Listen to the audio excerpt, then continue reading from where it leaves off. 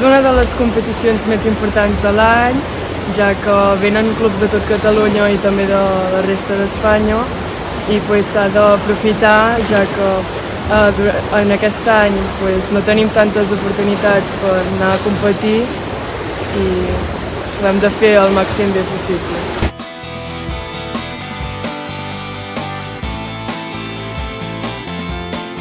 Aquests dies entrenem amb més ganes, ja que s'acosta la competició i també estem entrenant en general tots bastant bé.